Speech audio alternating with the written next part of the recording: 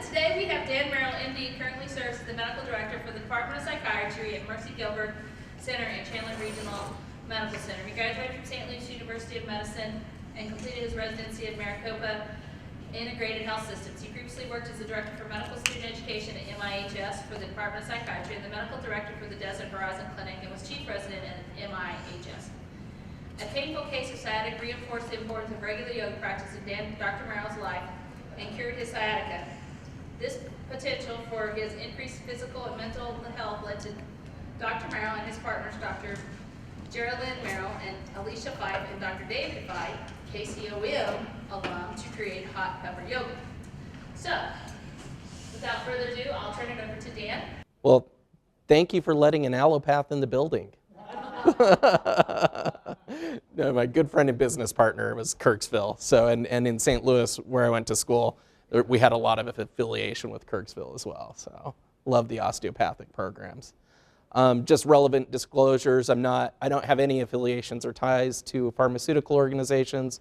I am affiliated with Dignity Health locally, Mercy Gilbert and Chandler Regional Medical Center, and of course Maricopa Integrated Health System and District Medical Group, and own Hot Pepper Yoga. So I have a significant amount of bias towards yoga. We opened up in January, so we've been open for 4 months now. Happy. Website, pepperyoga.com. Here's the facility. Yeah, Val Vista in Maine, it's maybe 5 miles from here in the Farnsworth Physical Therapy Building. We have a large hot yoga studio, and then we have a smaller unheated studio. We do a bit more of the gentle restorative programs there. And then we have some of the warm classes in the hot yoga studio, the yin style yogas. So we have kind of a varied program depending on the day and the time. There's the cool room. We have a juice bar that sells green drinks. So all it is, very simple stuff: spinach, kale, watermelon, berries, citrus when it's in season. That's it. So it's just very simple, great to have after a yoga class. A lot of hot yoga have sanitation problems locally.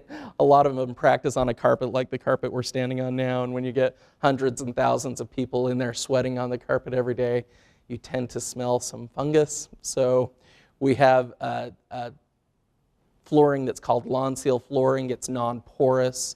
You can wipe it up afterward. You don't need a lot of chemicals to do it, and it doesn't emit volatile organic compounds. But it's kind of soft and yielding too, so nice for a yoga practice. And then you can see this blue glow here. That's our air sterilization, so we circulate the air and it passes through a UV light similar to a hospital grade UV light that they sterilize ICUs with. So it's a really hygienic environment, which is important to us in the yoga studio as well.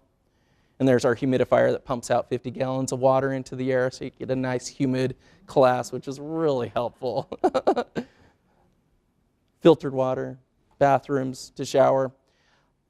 So as far as yoga and psychiatry together, and my passion for yoga, when I was in medical school, they told me this. You're born with about 100 billion neurons, and that's all you're ever going to have. Once they're gone, so better be careful, don't drink, blah, blah, etc., right? Is that true or false? Anybody want to hazard? No penalties for guessing at all either. Yeah, it is. I mean, again, in the 90s, they said absolutely true, you'll never get neurons, but it's actually false, and we'll go over why that is and why that's important and what that has to do with yoga in this talk.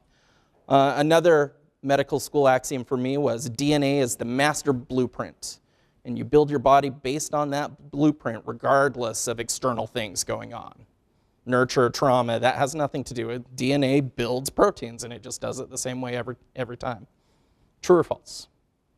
Also false, but I mean, only 10, 15, 20 years ago we thought this was absolutely true. So we'll talk about that as well. There's DNA. There it is, with the messenger RNA and transcribing proteins on there. It's mind over matter. True or false? It's true. Yeah. But also, and importantly for this talk, matter over mind. Movement of your body can physically change your brain, which is new information as well. especially when we engage in yoga-style movements that are complex and aerobic movements. So we'll look at the data on that. So neurogenesis, this is the big thing. So in the first year of medical school, they said your brain's hardwired, you get those neurons, that's it, be careful with them. But they found out in 1998, this was cancer research that they did, so they were looking for cancer cells, so they put a lot of the tracers and the markers in the bloodstream to find out where cancer cells were growing.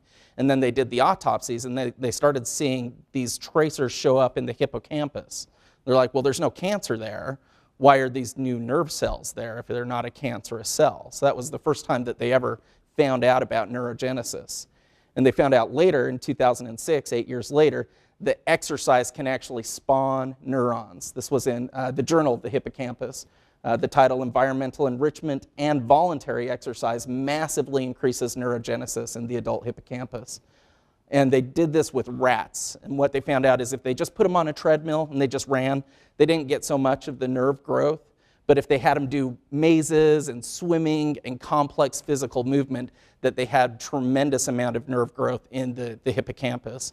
And they found that it was tied to a peptide BDNF, brain-derived neurotrophic factor.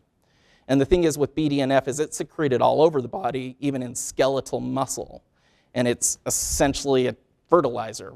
It helps grow new neurons and helps us so that the neurons that we have don't atrophy as well. And it looks like that the best thing for it is highly coordinated movements and aerobic exercise. Now, of course, there are plenty of pharmaceutical companies looking for a synthetic BDNF to put in a capsule and then market, because that would be amazing if they could get that same type of effect. And we'll talk about that in a little bit as well. So here's the yoga guy doing his complex movement, secreting BDNF. I hope none of you guys are neuroanatomists, because this is just basic stuff. Here's the hippocampus. Why did they call it the hippocampus? Because it looks like a seahorse, so it's Latin for seahorse. So you can see the shape of it looks pretty similar. It's an area of the brain that's very important in psychiatry. It has a lot of glucocorticoid receptors, which we all know are the stress hormone receptors. The basic function of the hippocampus is that it stores explicit memory. So if you hear something loud, if you hear something startling, this is your Rolodex that starts flipping through going, what is that sound, what is that sound? It identifies it, and then you can act on that information based on what the hippocampus tells you. The hippocampus can absolutely atrophy, and in more than one mental illness, you see significant atrophy of the hippocampus. And it's linked to another psychiatrically important area of the brain called the amygdala. The amygdala has implicit memory. It registers the startling sound, for example, but it doesn't know what it is. When we're small, when we're kids, the amygdala functions really well, but you don't have this Rolodex of information, so you can have a lot of childhood trauma that's not recalled, that's not paired to a stimuli, but can still affect you later on in life. And we're finding that more and more to be the case. So again, the amygdala, it generates the emotional response before you integrate it and before you can say to yourself, what exactly is that? So the example again is a loud bang. When you hear that, your mind initially does not know, is this just an old car that's backfiring out there? Or is it a drive-by shooting? And it's important to know the difference. So the amygdala hears the bang and it has to send it through the hippocampus to get this response back of, is this something that I can just dismiss and not worry about? Or is this something that I should get the heart rate elevated, start running for my life? Your amygdala can actually be trained. This is a Tibetan monk. They did all sorts of functional MRIs, PET scans with these guys. They put them through a lot of testing.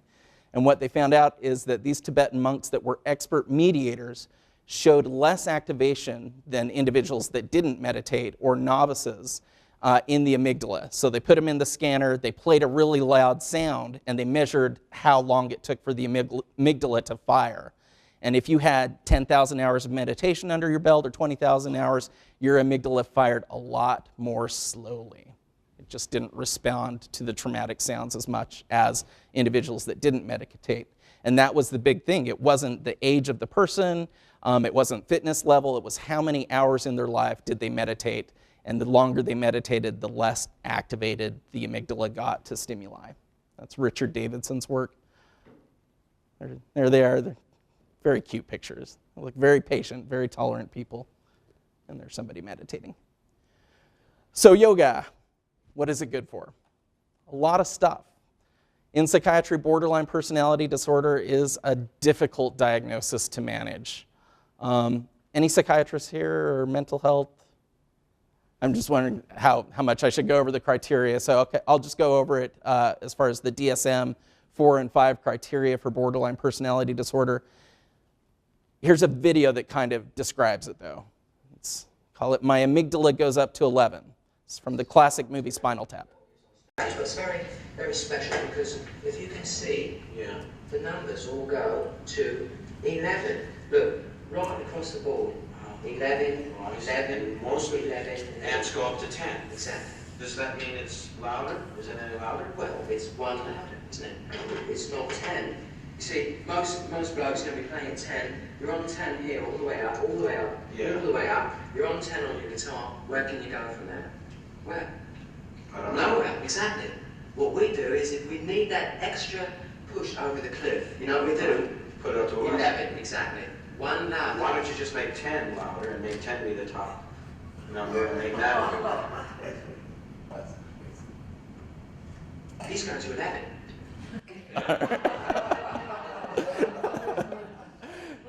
So in borderline personality disorder, your amygdala goes up to 11.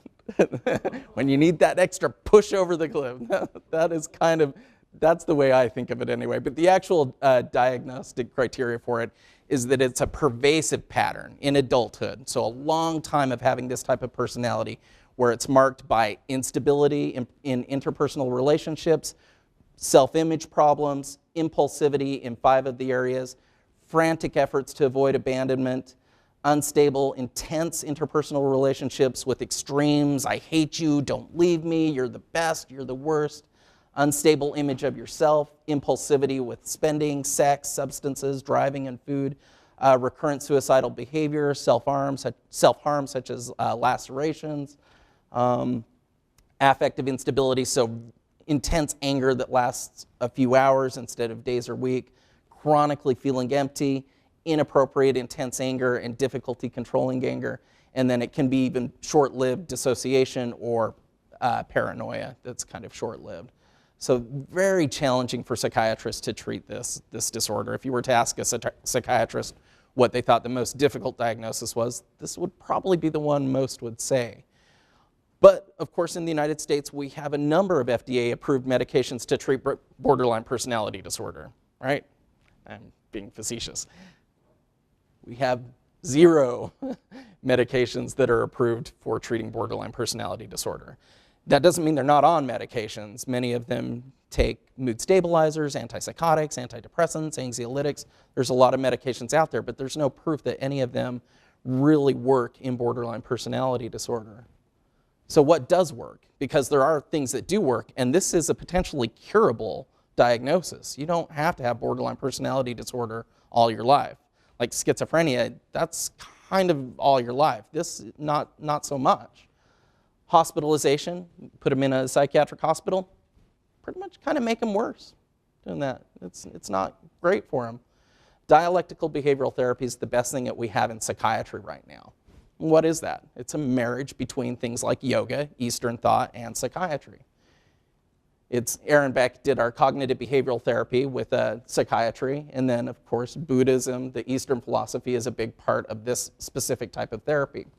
So it focuses on your automatic thoughts, your emotions, your behaviors, which is central principles of Aaron Beck's cognitive behavioral therapy, with the Eastern thought of mindfulness. I don't know if that's why she said don't eat in front of the TV. Is that would be a mindfulness kind of thing, to have yourself be aware all the time of what you're doing.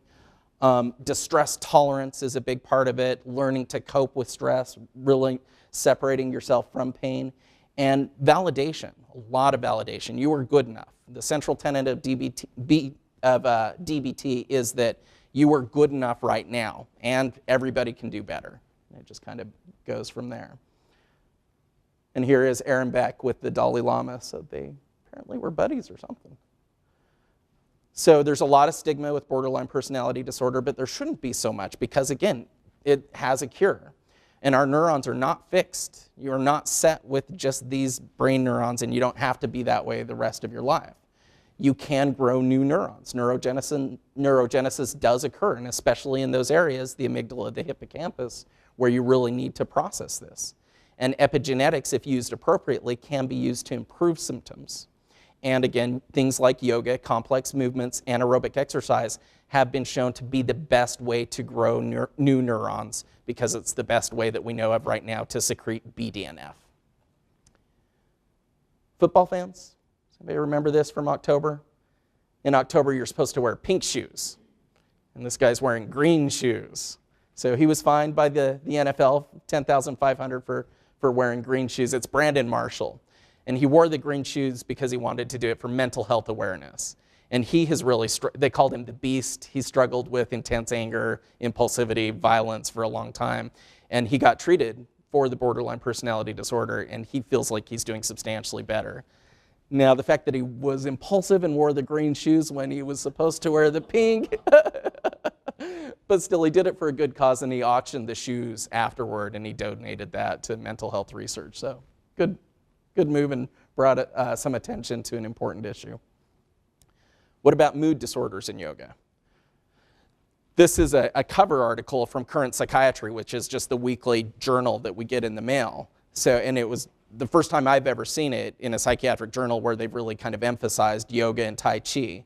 This was a small study, 42 participants. They were, I'd say middle-aged now, but 64 years was the average age.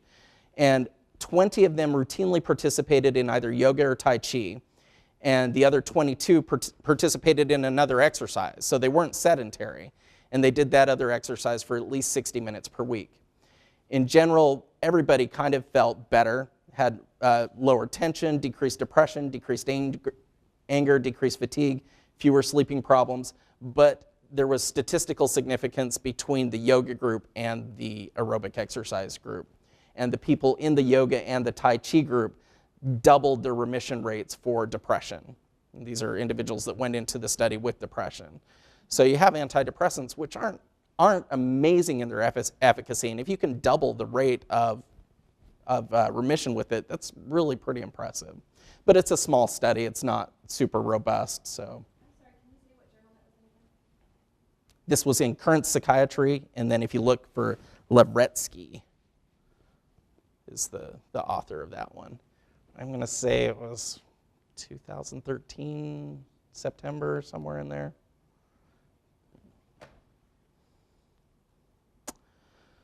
Dementia. So DSM-5, this is just the basic criteria for any dementia, is a significant decline from a previous level of performance in one domain. So executive function, memory, social cognition, and these cognitive deficits interfere with your life. You're no longer paying bills, kids take away your car keys, you need a lot of prompting to shower, etc. And they're not due to another medical condition like delirium.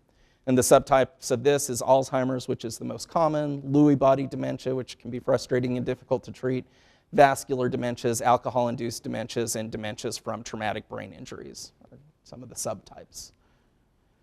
So here's the long list of drugs that can cure, improve cognitive scores, or give you some partial remission in dementia.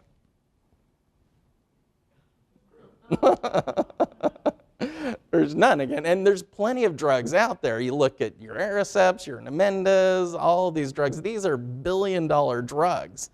Not one of them improve a cognitive score with dementia.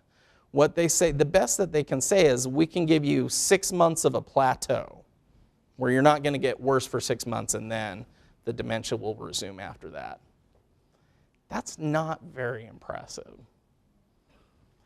So this study, the Plie study, and this is Deborah Barnes, she put people through a program where she did some physical occupational therapy, so stuff just like getting out of a chair, brushing your hair, brushing your teeth, learning things like that, combining it with yoga and Tai Chi. So the focus was maintaining function, doing your ADLs, and being integrated into a social group while doing these yoga moves as well as the functional moves. It was an 18-week trial, and then after the 18 weeks on the cognitive scale, the people that did the Plie study scored 4.6 points less. So this is a 70-point scale, 70 really, really bad dementia, 0 no dementia. 4.6 isn't huge on a 70-point scale. It's not even 10% of the total scale. But again, if you got Pfizer or Eli Lilly or something like this, and they had a pill where they could say they had a 4.6 reduction in cognitive deficits on this scale, it would be on every commercial every night that people over 65 watched. It just would. And in the same group, the control group that didn't do the Plie study got worse. They had continued to decline. So they rated on average 2.4 points on the scale. So you look again and you say, this exercise, there must be something to it. And we think again that it is the BDNF, that you're secreting that, you're building new neurons instead of losing them, and you're keeping the ones that you have better with this type of exercise. Here's the scale. If you want to see it, you can see. There's memory, new learning, so they have word recall, orientation, language, you know, drawing a clock is the practice, things like that. PTSD, common in psychiatry. This is a big one that we struggle with as well. I won't go through the whole diagnosis of it, but the core of it is you have to be exposed to trauma where you thought life or limb was threatened, or somebody close to you, you thought they were going to die. And then from that, you get recurrent distressing memories, dreams, flashbacks, intense distress when you see things that trigger the memory. You try to avoid it. You have a lot of irritability, concentration problems, reckless behavior, hypervigilance, etc. There's a lot of things that go on for the PTSD diagnosis. Now, this used to be a common campaign, things where they would say not all war wounds are visible, right? And they would refer to PTSD with this. But in fact, that's not the case anymore, because they can put vets that have been exposed to combat in the MRI, and they can see that the volume of the hippocampus has in fact atrophied when you've been exposed to trauma. So we can see that there are visible changes for individuals that have this diagnosis. And the reason for that, or at least the theory behind that, is that there is a stress-brain loop. And again, the hippocampus is saturated with glucocorticoid receptors as well as receptors for the BDNF. So if you have stress, sleep problems, poor nutrition, trauma, emotional distress, your glucocorticoids go up. You have cellular changes in the hippocampus, it atrophies, and then you have more decreased regulation of cortisol if the stress continues to be there. And then again, the hippocampus is the Rolodex, right, for trauma, for finding memories. So you have poor attention, perception, short-term memory, learning, and word finding. It's all kind of integrated right there into your hippocampus. And this would be bad news if it was permanent again, but it's not necessarily permanent. It can grow back. Antidepressants can be helpful as well with regrowing the hippocampus, so that SSRIs have been shown to do that as well. Somatic disorders. So this guy has a lot of somatic disorders. He hurts everywhere. They really changed somatic disorders with the new psychiatric handbook, the DSM-5, and it's actually kind of troubling. But that's more of a talk for a different time. But just briefly, it's a somatic symptom, abdominal pain that's unexplained, headaches that's unexplained, joint pain that there doesn't seem to be an explanation for, and then a lot of excessive thoughts, feelings, or behaviors related to the symptoms that appear to be disproportionate than what they should be, and a lot of high anxiety about physical symptoms, and a lot of time and energy devoted to these symptoms, trying to manage them. And typically it should be for more than 6 months. Conversion disorders is a specific type of this. Probably the most famous ones would be people that say they can't see, but we bring an ophthalmologist in and they can physically see, but they just are reporting they can't see anything at all. And it's usually with an acute stress that we see these types of symptoms. More commonly with this would be something that we call now non-epileptiform convulsions. They used to call them pseudo-seizures, but they don't use that word anymore because it's kind of pejorative. But you see that in the hospital, people that are really stressed out and they come in looking like they're having a seizure. The neurologist slaps the EEG on there and says, there's no seizure activity in the EEG, so what's going on? And that's when they call me in to just kind of see what's going on, what's the stress level like, because that's pretty common. That's maybe one a week or one every other week that I see that's just kind of under that much stress. But there are plenty of people that say, hey, you know, we shouldn't look at somatic symptoms as a psychiatric disorder. We should maybe look at these more as developmentally appropriate responses to stress. If you grew up in a non-validating environment and if you just didn't develop coping skills, maybe you just kind of cope with things more physically. Maybe instead of having a long discussion with a loved one over why you're upset, the seizure just kind of takes that place because you never really learned to have a long discussion with someone over why you're stressed out. So negative early experiences may interact genetically and lead to disruptive neural circuits. And the results can be adults who have persistent somatic complaints. Deprivation can shrink the brain. There's no doubt about it. This is a cute picture, but they put eye patches on kitties, and when they did that, you lose your visual cortex. It just goes away. If you don't use it, you lose it. This is a basic slide on epigenetics again. So you have the big X as a big chromosome, and that is, of course, just really tightly coiled DNA, right? It's around histones, and then there's DNA methyl groups that keep it bound. So this is where epigenetics comes into play. If you have trauma, physical abuse, sexual abuse, exposures to bad chemicals, just bad diet, aging, then these methyl groups attach to different parts of the big X of the DNA. And then based on where those methyl groups are is where the DNA can unwrap and code for genes. So if you have a really validating environment, you're more likely to unwrap portions of the DNA that can cope one way with stress. And if you have a really invalidating environment, then you maybe unwrap portions of the DNA that leads to things like convulsions or pain, feeling pain instead of for emotional distress, because that's how you survive in a non-validating environment.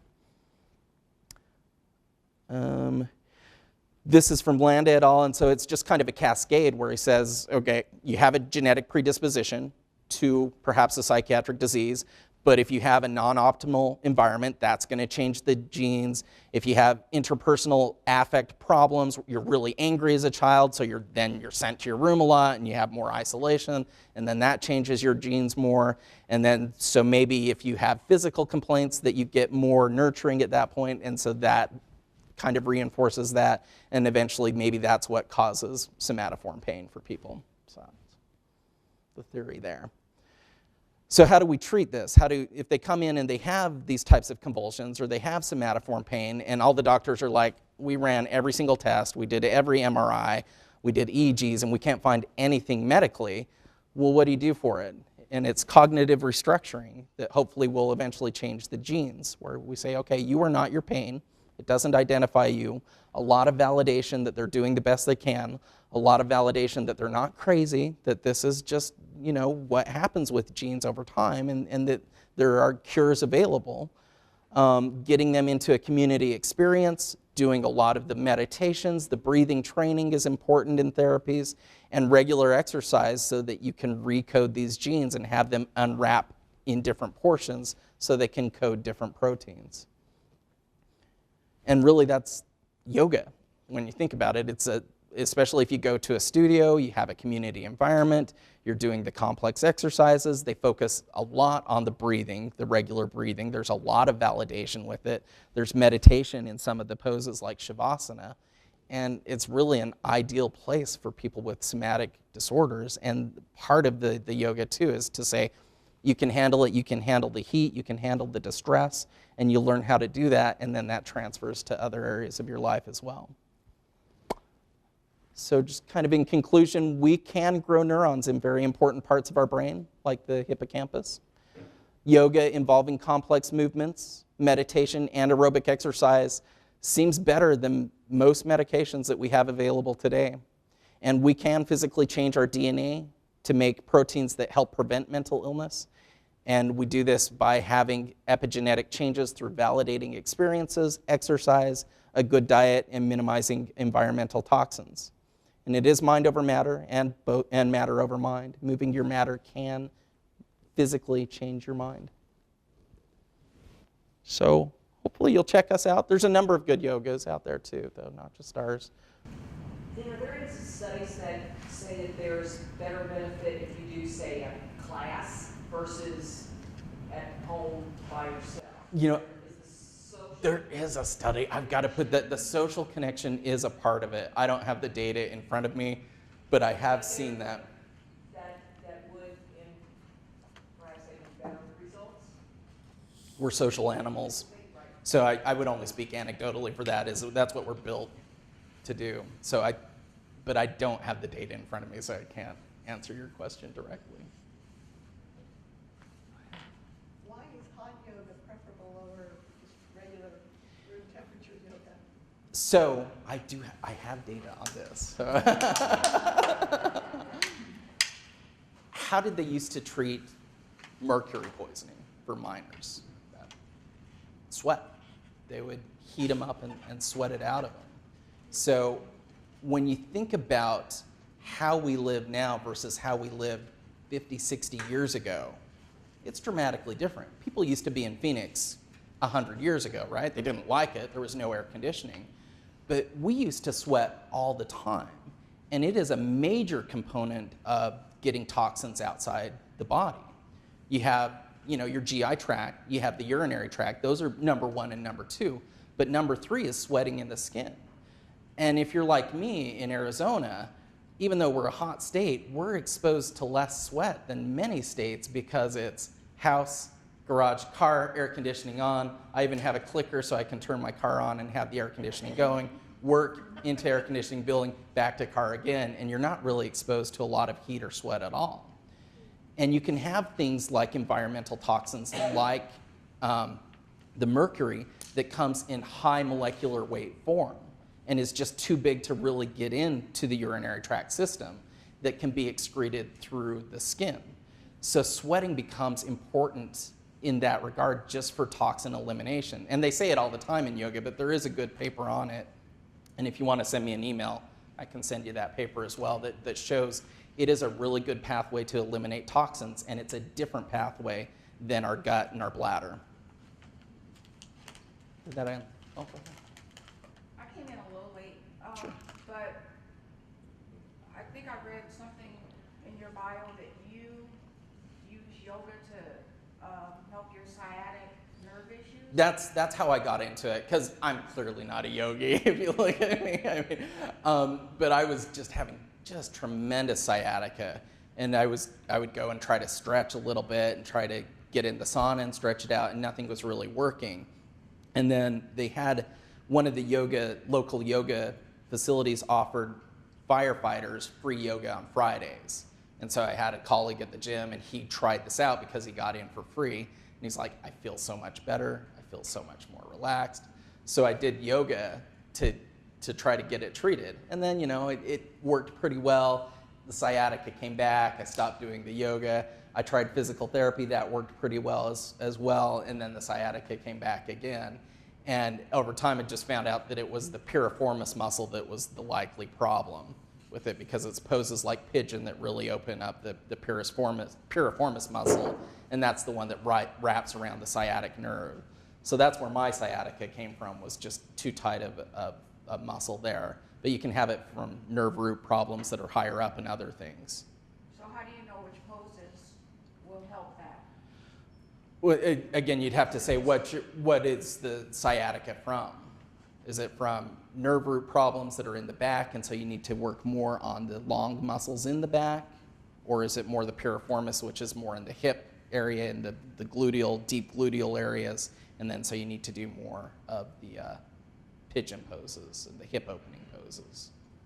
So, and I'm a psychiatrist, so I'll bring Dr. Fife in for the osteopathic portion of it, because he did a lot of contributing to our routine as well. And he actually put in like the osteopathic lymphatic pump that he learned at AT Still. So in our routine, we have a couple of osteopathic maneuvers. But the yoga that we do is basically head to toe. And if you do the pepper sequence, it's the same thing every time. So you can kind of get a little bit of everything when you go through the poses. And the Bikram is similar, where Bikram does 26 postures, and they're the same every time, and it's kind of head to toe and gets every muscle group. And then there's the other popular one locally is Sumits, where they do a set series of poses as well. So you just go on your website, find out Yep. Yeah, I have some free coupons if anybody is interested in coming. Try a free class. There you go. You can go with your favorite HR person, as I said in the beginning, I had to step out, but if you don't think you can do it, you can probably do it, because I did. Yeah, and same with me. I can do it. And you can see, I'm not Miss Thursday. Oh yeah, you gotta find out who your favorite HR person is. Thanks. But anyway, thanks, Jim. But anyway, it is really good. It does make you feel better. I will tell you. Beth Palfrey and I go on Thursday nights about 5:30. So if anyone wants to come by or wants is scared to go by themselves, you feel free to give us a call. We'll be more than happy to go with you. What? Sure, feel free. Yeah. But anyway. And you guys got some? Anytime you want to go, yeah, I can have a question, Penny is Oh, shoot. Okay, this to like, and I talked about the pepper Mm-hmm. and just open up the top of the Sumits is how we pronounce it, yeah. So how do you know, like, which one? Now remember, I'm tremendously biased because I own Hot Pepper Yoga. Yeah. I am at the age where, it was 102 degrees in pretty the hot. room, and when you have hot flashes, It's no good, yeah. more stress. I'm just So, and that's a big part of our business model is that we have the green room, which is unheated, and you start with the gentle ones there. And then we have a warm yoga that's candlelight, and so you can progress from a gentle unheated and go to more and more strenuous levels as you progress. The Bikram model is a fairly rigid model. It's 90 minutes, 26 poses, that's all we do. And then the other thing with Bikram is that it has to be on carpet, and so it smells really bad in there.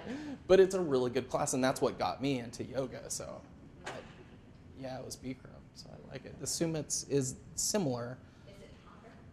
It depends on where you go, and it depends a little bit on the teacher. In our room, we do have some hot classes because some people do like the heat.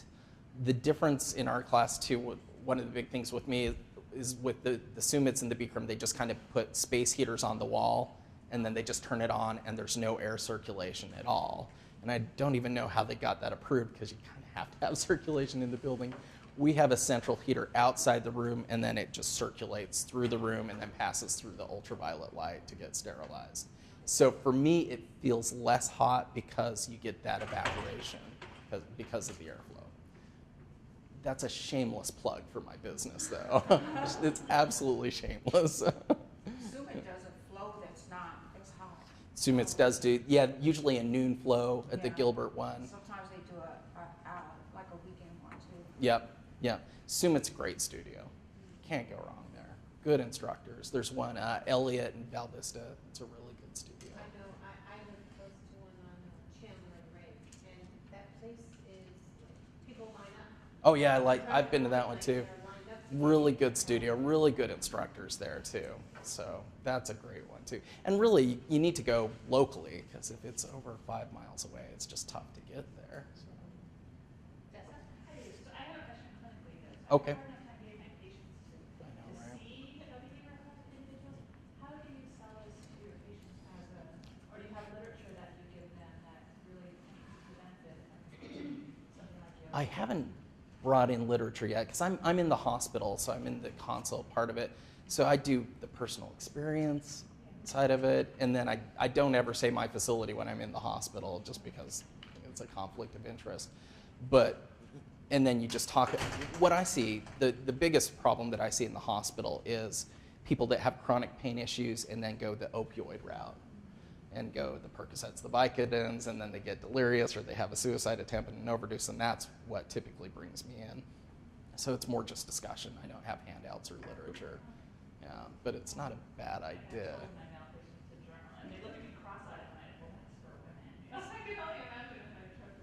I think it's helpful for men to be a man saying this is worth doing, because men have the natural stigma of like, oh, I'm not going to do that. My wife's a family physician, and I think that's kind of the first line is family physician saying, we're not going to start you on Zoloft today. We're not going to start a Vicodin today. You go do this first. We'll leave that option available, but do this first. And I think that's really where it needs to come from. Well, thanks for coming. Thanks for your time. I really appreciate it. Thank you.